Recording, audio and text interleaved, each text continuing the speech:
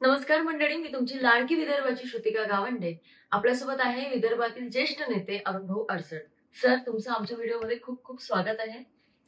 खरं तर महाराष्ट्रामध्ये जेव्हा भारतीय जनता पार्टी या पक्षाचं जेव्हा बीज रोवलं जात होतं, तेव्हा त्यात प्रामुख्याने तुमचा खूप मोठा सहभाग होता. तर तेव्हाच्या काही आठवणी असतील किंवा ते बीज रोवताना काय काय अडचणी आल्या किंवा कसं एकंदरीत वातावरण होतं? मुळात काय, भारतीय जनता पार्टी नंतर निर्माण झाली. पहिल्यांदा भारतीय जनसंघ म्हणून मी कार्य करतो. भारतीय जनसंघ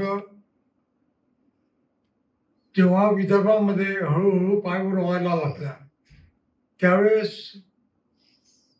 आम्ही सगळे जे तरुण कार्यकर्ते होतो, या सगळ्या कार्यकर्त्यांनी, ज्याला आपण असं म्हणत होतो की सरकी कफन बांधकर निघली हुई टोली आहे, अशा पद्धतीनं आम्ही त्यावेळेस काम करत होतो. त्यावेळेस आमच्या वैयक्तिक जीवनावर तर सोडा, परंतु आमच्या जीवनामध्ये सुद्धा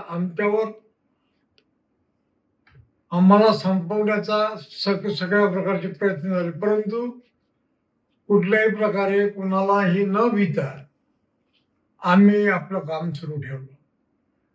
खरं सांगायचं म्हणजे ही प्रेरणा मला किंवा माझ्यासारख्या कार्यकर्त्यांना राष्ट्रीय स्वयंसेवक संघाचा स्वयंसेवक म्हणून अविरत मिळत आली आणि संघाच्या विचारातून प्रेरित होऊन मी हे काम करत राहिलो.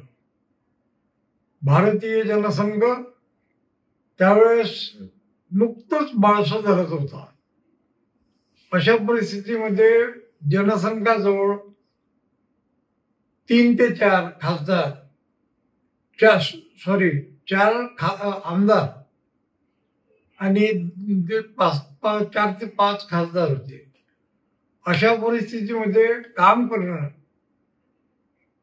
आम्हाला कुठलीही लालसा नव्हती की ह्यांच्याकडे गेल्यानंतर काम होईल. अशा परिस्थितीमध्ये काम करणारे आम्ही कार्यकर्ते होतो आणि त्यावेळेस जनसंघासारखा विचार जनतेपर्यंत पोचवावा ह्याच्यासाठी आम्ही खूप प्रयत्न केले आणि त्या प्रयत्नातून होता होता अल्पावधीमध्ये जनसंघाला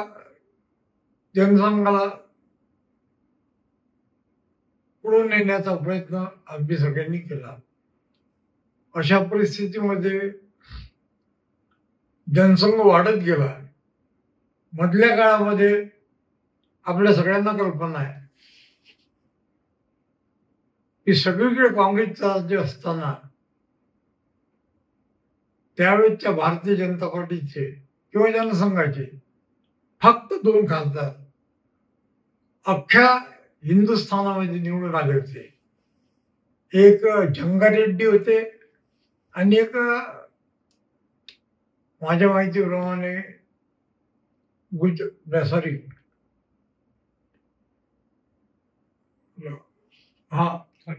विदर्भामध्ये अटलजी नव्हते, अडवाणीजी नव्हते.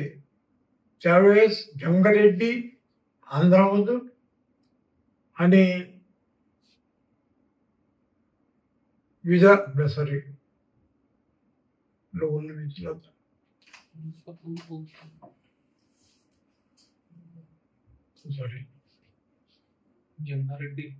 मगारेड्डी विदर्भात आंध्रामधून आणि गुजरातमधून आणि गुजरातमधून एक असे 2च भारतीय जनता पार्टीचे खासदार निवडून आले होते.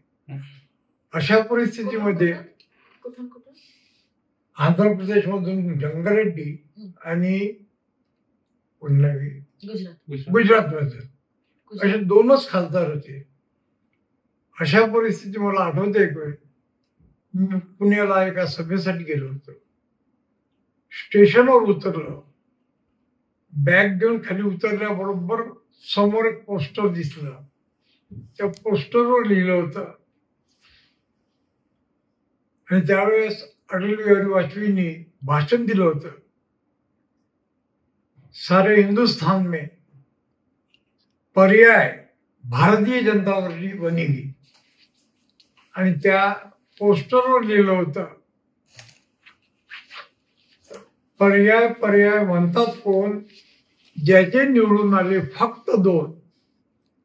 मी ते पाहिलं आणि या सभेला मी चाललो होतो तेव्हा मलाही असं वाटत होतं की आपण या सभेला जावं की नाही. गेलो, चांगलं भाषण झालं, परंतु आमची परिस्थिती इतकी वाईट होती की लोक आम्हाला म्हणायचे, ज्याचे 2 निवडून आले ते म्हणतात की हम पर्याय बनेंगे. अशा परिस्थितीमध्ये काम करत असताना संपूर्ण देशामध्ये सगळे कार्यकर्ते काम करत होते. मला आठवते त्यावेळेस आपल्या विदर्भामध्ये फार आमचं काम, आपलं काम, भारतीय जनता पार्टी जनसंघाचं काम कमी होतं. पण होता होता कार्यकर्त्यांच्या बळावर, त्यांच्या परिश्रमावर आम्ही पुढे गेलो. मग आंदोलन कसे करायचे? कच्छचं आंदोलन झालं. कच्छच्या आंदोलनामध्ये मी माझ्या अनेक कार्यकर्त्यासहित गुजरातल्या याला गेलो. पुन्हा झालं ते कच्छमध्ये आंदोलन करण्याकरता जेव्हा आम्ही गेलो तेव्हा आमच्याबरोबर 30-35 कार्यकर्ते होते. त्या ठिकाणी आंदोलन केलं. कच्छचं मला असं वाटते 5-6 जेल, हे सगळे जेल मी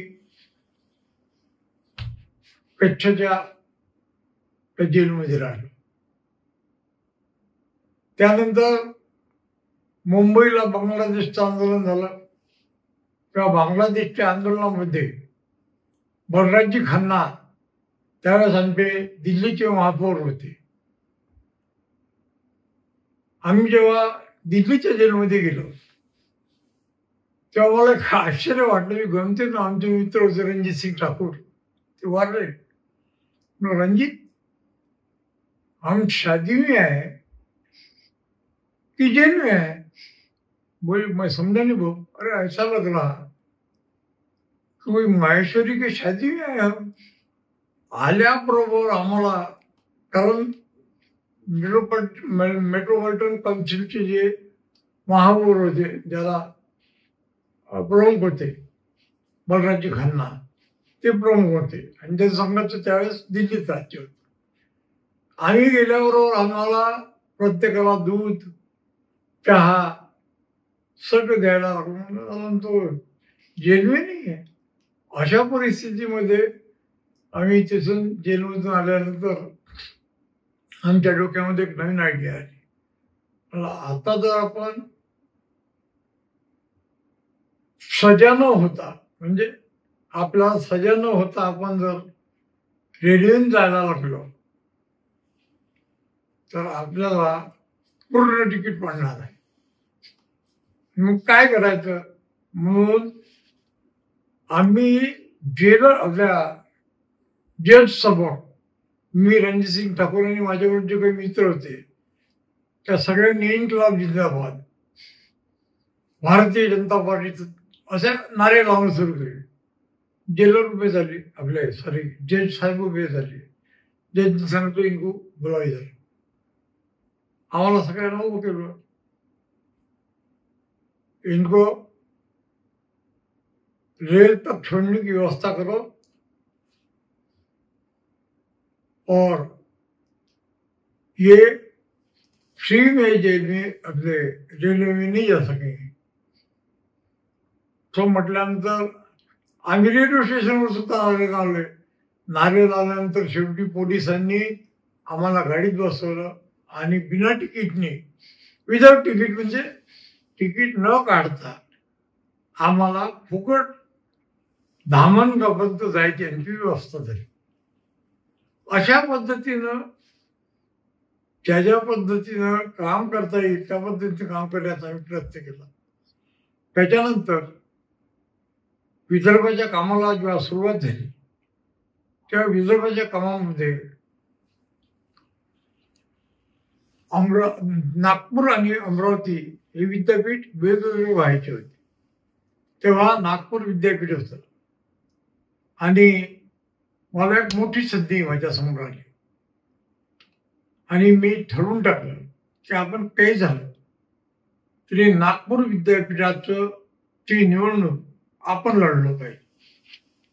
आणि त्यावेळेस मी हिमतीनं मैदानात उतरलो आणि घरच्या लोकांना सांगून टाकलं मी आता नागपूरला जाणार आणि निवडणूक जिंकली किंवा हारेल निकाल काहीतरी घेऊन येईल. हे ठरल्यानंतर मोहनगिरी म्हणून उत्कृष्ट माझ्याबरोबर कबड्डी कुस्तीमध्ये आम्ही असल्यामुळं माझ्यावर खेळाडू होता, त्याला उभं केलं. आपल्याला आश्चर्य वाटेल त्यावेळेस रामभाऊ लिंगाडे ते वारले, काँग्रेसचे नेते होते. रामभाऊ लिंगाडे असताना बाळासाहेब तिरपुडे आणि तिडके साहेब या दोघांचे गट चालायचे. तिडके साहेब काँग्रेसचे, तिरपुडे साहेब काँग्रेसचे, पण दोघांचे वेगवेगळे गट राहायचे. त्यावेळेस मी इतर काही लोकांना हाताशी धरून म्हणजे वेळ प्रसंगी श्रीकांत जिचकार दिवंगत त्यांची सुद्धा मदत घेतली, काही काँग्रेसवाल्यांची मदत घेतली. सगळ्यांची मदत घेऊन मी प्रयत्नांची पराकाष्ठा करून या निवडणुकांमध्ये उतरलो. तेव्हा मी दिवंगत असल्यामुळे त्यांचं नाव नाही सांगत, पण त्यांनी मला बोलावलं. म्हणजे तुम्ही इलेक्शन लढणे आए हो क्या? लड़ने नहीं, जीतने आया हूं. मेरे सामने मेरा नाम क्या है मालूम है क्या? त्यांनी स्वतःच नाव सांगितलं. म्हणजे मेरा नाम आज ती दिवंगत असल्यामुळं मी त्यांचं नाव नाही सांगू शकत, पण ते त्यावेळेस आमदार होते. बोले मेरा नाम ये है. मतलब मेरा भी नाम अरुण अडसरा, ये ख्याल रखना. बोले यहाँ से वापस नहीं जाओगे, देखेंगे जैसा होगा वैसा. आणि त्यावेळेस युनिव्हर्सिटीची इलेक्शन लढण्याचा प्रयत्न आम्ही केला. नागपूर विद्यापीठाच्या निवडणुकीमध्ये मी हिमतीनं उतरलो. त्यावेळेस ते नेते ज्यांचं मला नाव सांगायची इच्छा नाही आहे त्यांनी मला सांगितलं की माझं नाव अमुक अमुक आहे, तर सांगूनच टाकतो. त्यांनी सांगितलं माझं नाव रामभाऊ लिंगाडे, मी NSCIचं पॅनल लढवतो. म्हटलं भाऊ तुम्ही माझ्यापेक्षा ज्येष्ठ आहात, तुम्ही पॅनल लढवा तर तुमचा अधिकार आहे. मी पॅनल लढवायला आलो. मी तुम्हाला एक सांगतो, तुम्हाला कठीण जाईल. मी त्यांना एका शब्दात सांगितलं की भाऊ माझंही नाव अरुण अडसोडा हे लक्षात ठेवा आणि इथून निवडणूक लढूनच मी जाईल. हारजीत होतंय आणि मी हारलो. त्यावेळेस निवडणूक सुरुवातीला लढलो आणि त्यावेळेस जेव्हा दुसऱ्या वेळेस लढायला उतरलो तेव्हा नितीन गडकरी, राम आसोले,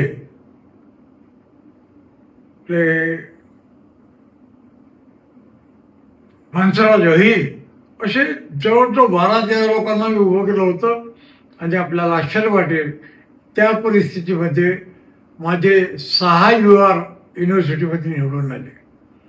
पण त्यावेळेस मी तिथल्या नेत्यांना सांगितलं की माझं नाव अरुण अडसोड आहे.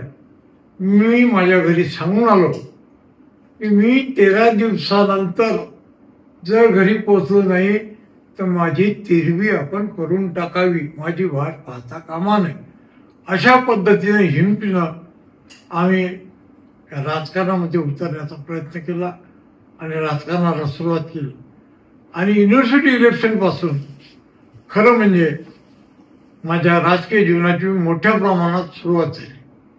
तुम्हाला आश्चर्य वाटेल त्यावेळेस मी नागपुरातले जे काही लोक असतील, आता त्यांचं वर्णन जर करायचं असेल असं वर्णन करता येईल. मी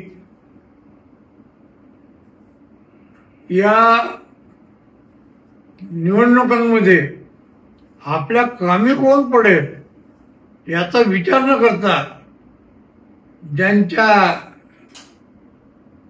गालावर छातीवर चाकूचे घाव असतील अशा लोकांना मी जमा केलं. अशा मर्द लोकांना, अशा लढवया लोकांना हाताशी धरून वीर अर्जुन क्लब म्हणून नागपुरात एक निर्माण केलं. आणि त्या तुम्हाला आश्चर्य वाटेल, या वीर अर्जुन क्लबमध्ये मी जातीपातीचा विचार करत नाही, परंतु जे गरीब SC समाजाचे माझे कार्यकर्ते त्या सगळ्या लोकांना हाताशी धरून मी त्यांना मैदानात उतरवलं आणि त्या वीर अर्जुन क्लबच्या माध्यमातून युनिव्हर्सिटी इलेक्शनमध्ये मी लढलो. त्या काळात माझ्यावर 13-13, 14-14 तलवारा घेऊन लोक यायचे, पण मी हिंमत हारलो नाही. आणि होता होता पहिल्यांदा तेव्हा मी आपल्याला सांगितलं, गडकरी निवडून आले, अनेक लोक निवडून आले. त्या पिरियडमध्ये विजय प्रकाशे म्हणून सगळ्यात पहिल्यांदा माझ्या पॅनलमधून माझा एक कार्यकर्ता माझ्या पॅनल निवडून आला. परंतु दुर्दैवानं त्याच्याच लग्नाला, म्हणजे लग्नाच्या त्याला सोयरीकीला आपण म्हणतो, सोयरीकीला जात असताना तो समोरच्या गाडीत होता, मी मागच्या गाडीत बसलो होतो. दुर्दैवानं विजय प्रकाशे हा मरण पावला. पण विजय प्रकाशेपासून युनिव्हर्सिटी इलेक्शनमध्ये आमच्या विजयाची सुरुवात झाली. आणि तेव्हापासून NSY आणि आम्ही दोघांमध्ये मोठी फाईट व्हायची. आणि कधी आम्ही कधी ते. आणि मला सांगताना मला लपायचं नाही की त्यावेळेस NSYच्या स्टुडंट काँग्रेसच्या कार्यकर्त्यांना हाताशी धरून, कारण त्यावेळेस आम्ही कमी संख्येमध्ये होतो, अशा संख्येमध्ये अशा लोकांना हाताशी धरून मी विजयपूरच्या निवडणूक लढत होतो. त्यावेळेस दत्ताभाऊ मेघे जे आज आमचे नेते आहेत त्यांनाही सोबत घेऊन मी दत्ताभाऊशी पॅक करून निवडणुका लढलो आणि निवडणुका जिंकलो. अशा पद्धतीनं माझी वाटचाल चालत होती. आणि नागपूरचाच रहिवासी झाल्यासारखं झालं होतं. त्यामुळे इतका मोठा मित्र परिवार तयार झाला. नागपूरला या क्षेत्रामध्ये त्यांचं आता दिवंगत असल्यामुळे त्यांचं नाव सांगत नाही की मोठा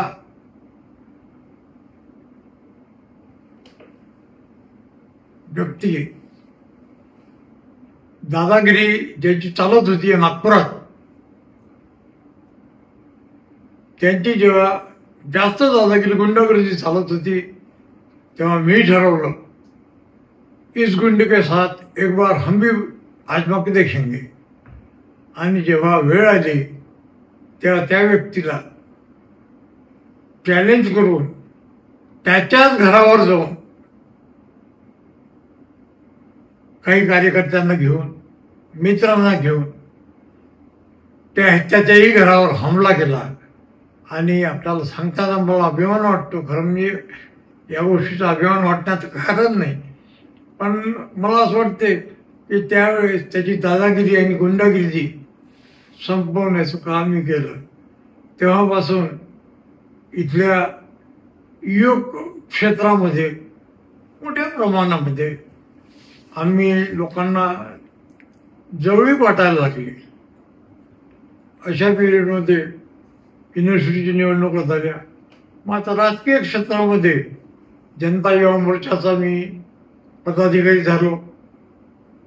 आणि मंगळवारी म्हणून जे नागपूरची एरिया आहे त्या एरियामध्ये एका मोठ्या बदमाशाला, त्याचं नाव सांगितलेलं योग्य होणार नाही, त्याला मारल्यामुळं तेव्हापासून आमची एक मोठा युवकांचा मोठा समूह एकत्रित होऊ शकला. ते सगळं झाल्यानंतर हळूहळू मी राजकीय क्षेत्रामध्ये उतरलो आणि मग कच्छचं आंदोलन, बांगलादेशचं आंदोलन, या सगळ्या आंदोलनामध्ये भाग घ्यायला लागलो. आणीबाणी लागली होती. आणीबाणी लागल्यानंतर महाराष्ट्रामध्ये अँटी सोशल एलिमेंट म्हणून सगळ्यात पहिल्यांदा ज्या व्यक्तीला पकडलं गेलं तो व्यक्ती माझ्या विरोधात उभा होता. मी यांचं नाव सांगणं योग्य समजत नाही, तर त्याच्या विरोधात मी पहिल्यांदा हे इलेक्शन लढलो. त्यानंतर मी पराभूत झालो. पण त्यांचाच एक मित्र जो प्रचार करायला यायचा आमच्या मतदारसंघामध्ये, तो त्यावेळेस धामणगाव आपला चांदूर मतदारसंघ होता, चांदूर रेल्वे.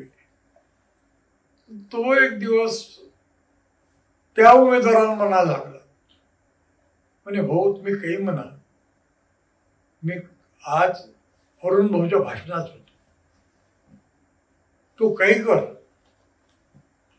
मला असं वाटते की अरुण भाऊ सारखा माणूस निवडून यायला पाहिजे.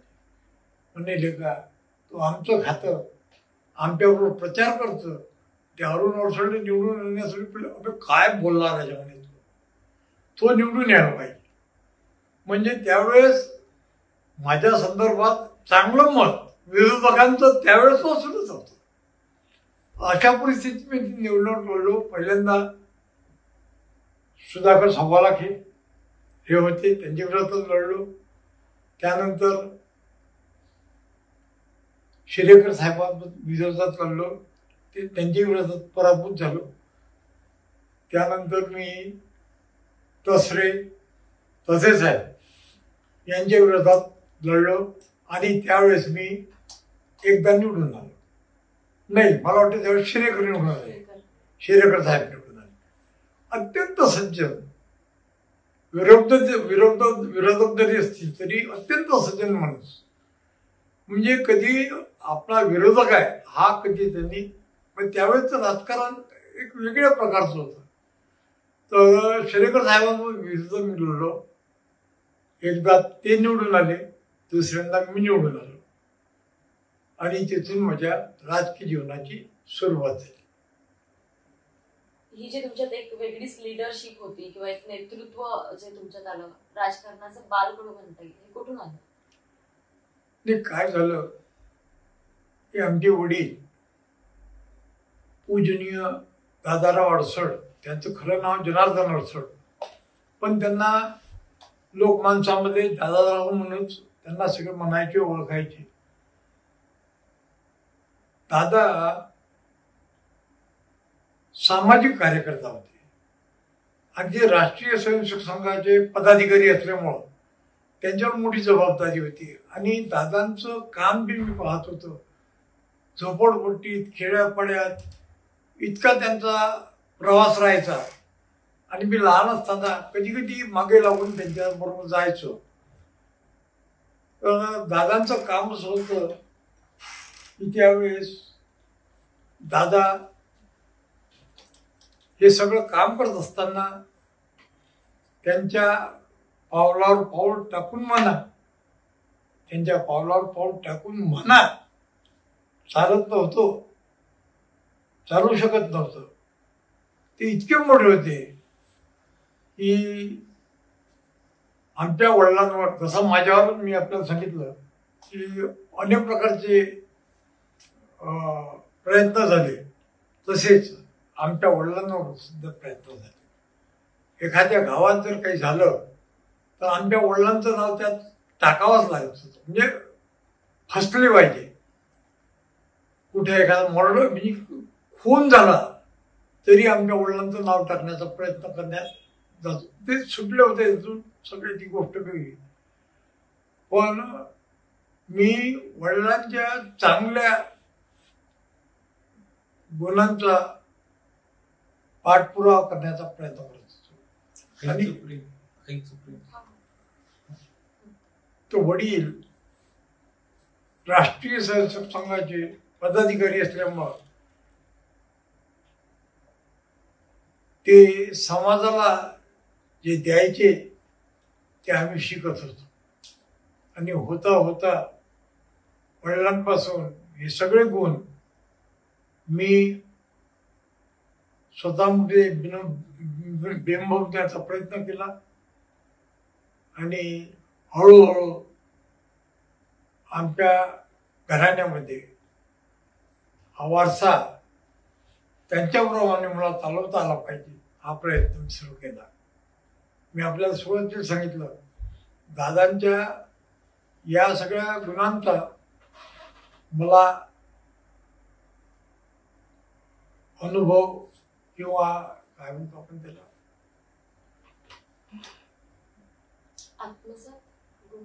म्हणजे गुण आत्मसात करू शकलो होते. जे विद्यापीठाच्या निवडणुका सांगितल्या तिथून म्हणजे सुरुवात झाली. पण तो दादांनी मला एक सांगतो, आमचे वडील असे राजकारणी होते. जनतेवरही तुमचा विश्वास आहे पूर्ण. पण तरी ही जी 2024 ची निवडणूक आहे विधानसभा, ही नक्कीच एवढी सोपी नसणार आहे. तर मग मतदारसंघातील जनतेला तुम्ही काय आव्हान कराल या निवडणुकीसाठी? माझ्या बंधू भगिनींनो, नवयुवक मित्रांनो, घोडा मैदान समोर आहे. आपल्या सगळ्यांना भारतीय जनता पार्टी धामणगाव मतदारसंघामध्ये ज्या स्तरावर आपण नेऊन पोहोचवली त्याच्याही पुढे आपल्याला जायचं आहे. त्याच्याकरता मनभेद होऊ न देता, मतभेद घेऊ न देता आपण सगळ्यांनी कामाला लागावं. मला माहीत आहे माझी प्रकृती ठीक नसल्यामुळं मी आपल्यापर्यंत येऊ शकत नाही, आपल्यापर्यंत पोहोचू शकत नाही. परंतु मी तुमच्यातलाच आहे, मी तुमच्यातच आहे. अशा परिस्थितीमध्ये आपण सगळ्यांनी उठा, कामाला लागा आणि मर्द मराठ्यांनो कुठेही न थकता पुढे चालत राहा आणि भारतीय जनता पार्टीचा झेंडा खांद्यावर घेऊन आपल्या मतदारसंघामध्ये एक नवा विक्रम आपण तयार करूया. प्रतापदादाच्या 1 नंबरच्या बटनी समोरील कमळाचे चिन्ह दाबून त्यांना प्रचंड बहुमताने विजयी करा आणि या मतदारसंघाचा नावलौकिक आपण कायम ठेवावा ही आपल्या सगळ्यांना आग्रहाची विनंती. उठा, चला, कामाला लागा.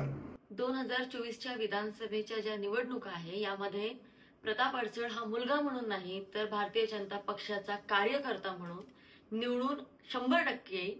इव्हन जर समजा प्रताप दादा नसते, दुसरा कोणी कार्यकर्ता असता तर तोही तेवढ्याच ताकदीने निवडून आला असता असा विश्वास अरुण भाऊ अडसड यांना आहे.